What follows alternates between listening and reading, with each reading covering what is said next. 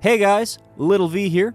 Yeah, as you can probably see, this is a game. This is not music. I mean, there's music playing, but this is a game. Long and short is the cover I'm working on is going to take 2 weeks to do just because I want to do it properly and not do it sloppily and, you know, make it sound awesome.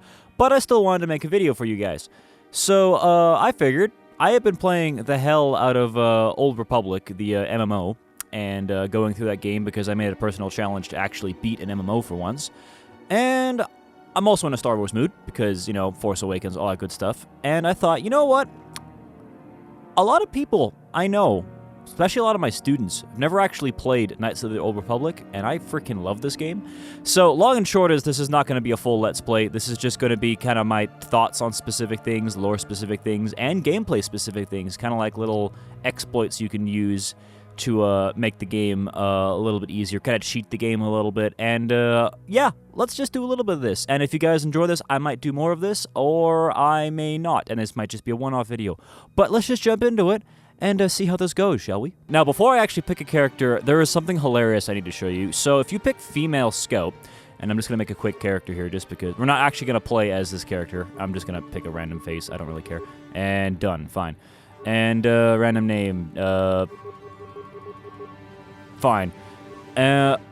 This is the dumbest underwear I have ever seen in a video game ever. Okay, so let's just take a moment to appreciate what is going on with this underwear. Okay, like, I've seen some dumb underwear, and I get it, you know, we gotta have, like, the sexy underwear and stuff like that, but, like, what is this?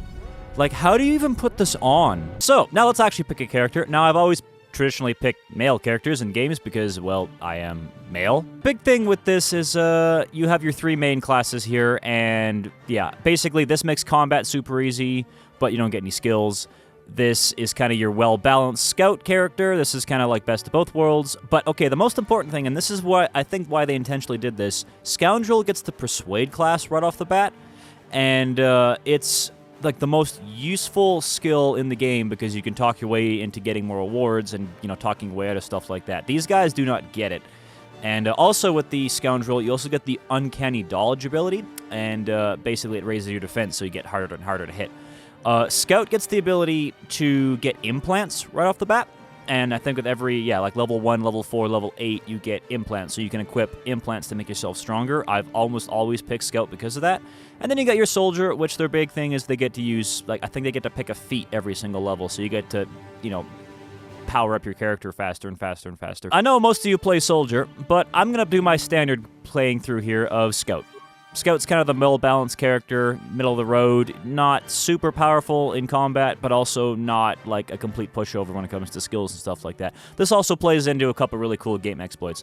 So first off, let me just pick my portrait here. Let me find the, there we go. I think it's the portrait everyone uses, let's be completely honest here. And so this is what it recommends you play as when you're making a character.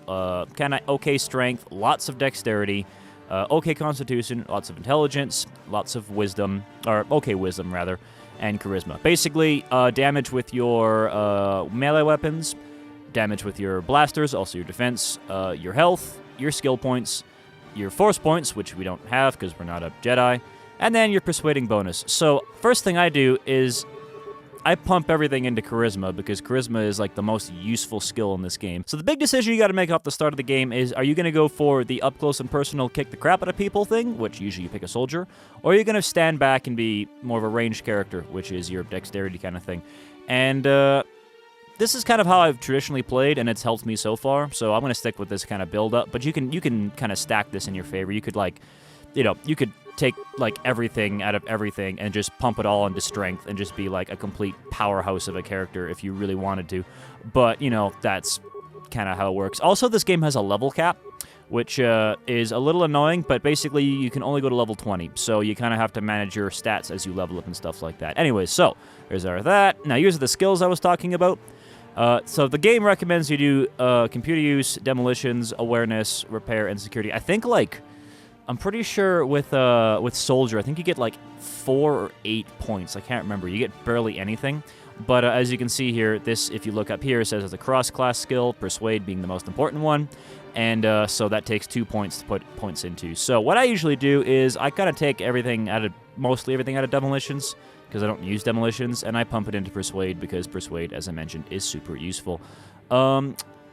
As well, too, I could also get a point into security, because really, so long as you have 1 point in security, you'll be fine in life. And our first companion's a soldier, so he'll be fine for healing us. So we're going to do that. So that way we have... I'll take 1 point out of awareness, too, and put that into demolition, so I can also disarm some stuff and show you some cool things. Screw stealth. Stealth is, like, the most annoying skill in this game. I don't recommend it whatsoever. And then, feats. These are the feats I was talking about. So, yeah, you got medium armor... The best abilities in the game, Flurry, once you upgrade those to maximum and Rapid Shot, you do a crap ton of damage, which is fantastic.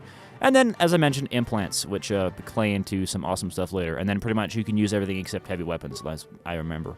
So, as far as picking feats goes, the one I pick always from the start is Toughness, because you want to make yourself stronger.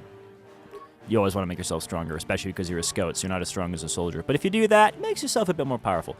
And then, for the sake of this, let's just gonna call myself LV, because, you know, why not? And play. So there's our character. Our health is 9, a little bit better. Soldier, I think, starts off with 10 health, so we're almost a soldier. Strength, defense is 12. Kind of average across the board. Our reflexes are a little bit faster, though, so yeah. Let's begin. Also, we kind of have that Han Solo look right now, and I kind of actually stay with the clothing for a bit, because it's really awesome that you can just look like Han Solo right off the start. I really enjoyed that from the game. Anyways, let's get into it. So I'm going to talk over a little bit of the plot and stuff like that, but subtitles are on, so if you kind of want to read for the story and stuff like that, go right ahead.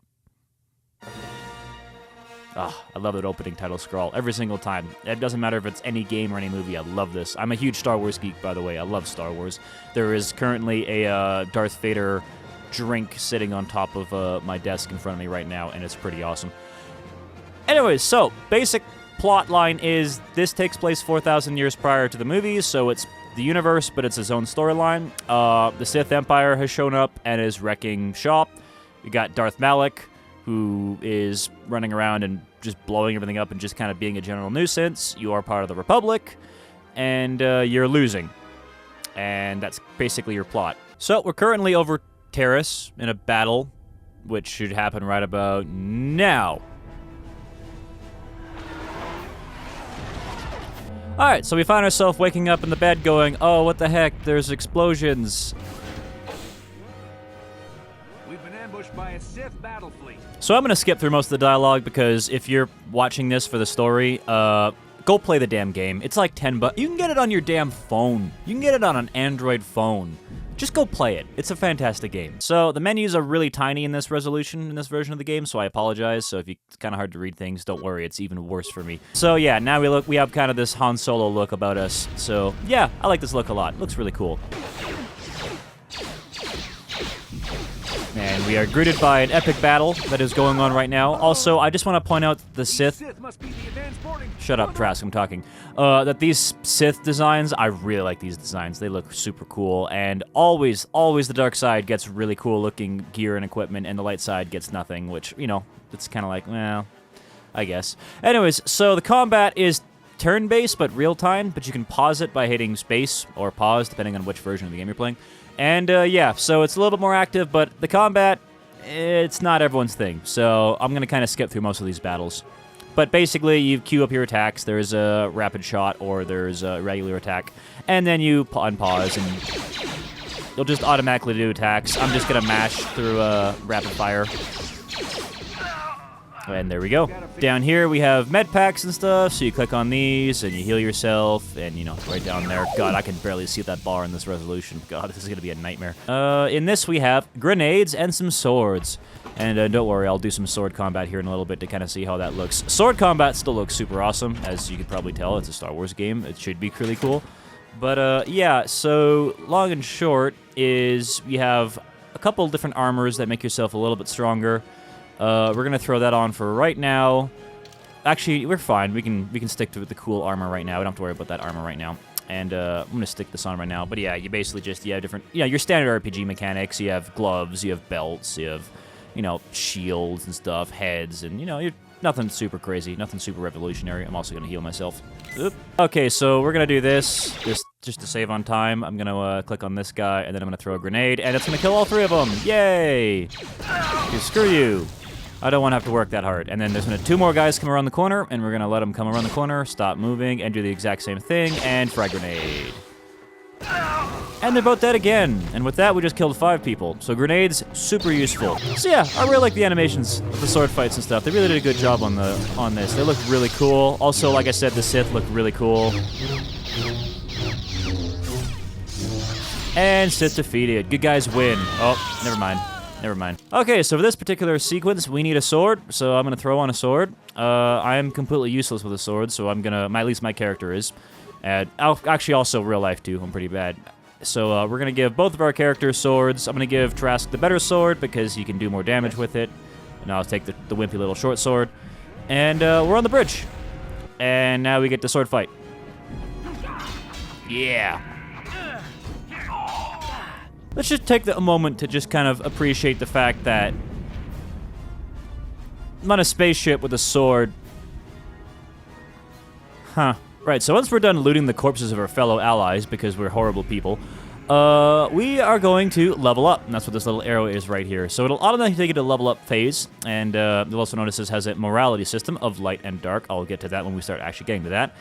Never auto-level up your main character, that's really stupid. So, as far as skills go, as you can see, Persuade we cannot level up currently right now because it's a cross-class skill. So that kind of sucks. That being said, we are going to level up Computer Use, Repair. By the way, more Intelligence, I believe, gives you more points to spend. But right now, we're just more concerned about just getting your points up here. And yeah, so we'll do that. We'll do that. Do I want to do Stealth? I really don't. So let's just throw the rest into Threat, Injury, and Awareness. So this heals you. This makes you aware you are for things like mines and stuff like that.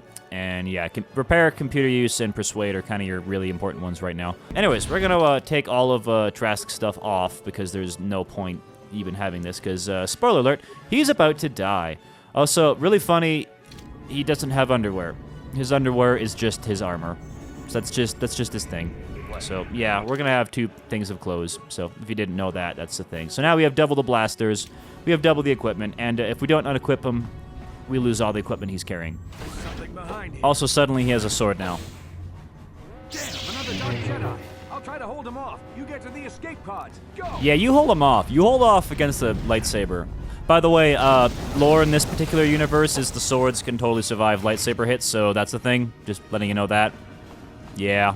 Okay, so now we're alone, and we're going to go basically meet up with Karth, who keeps talking to us on the radio. I've been skipping through those because, like I said, we're not looking for a plot thing right now.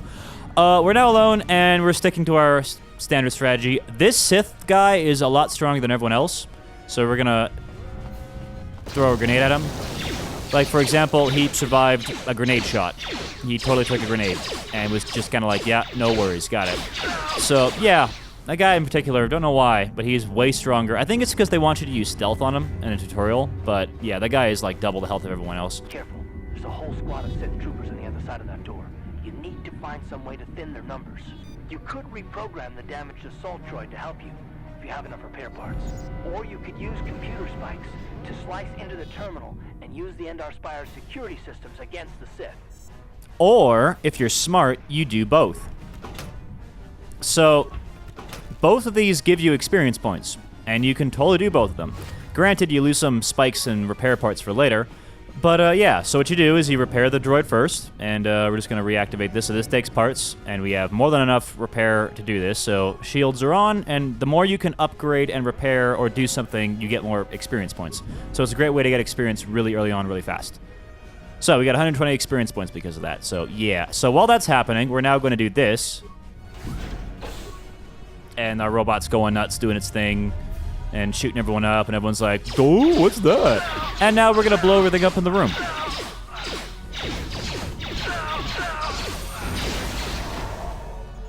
And that still gives us experience points.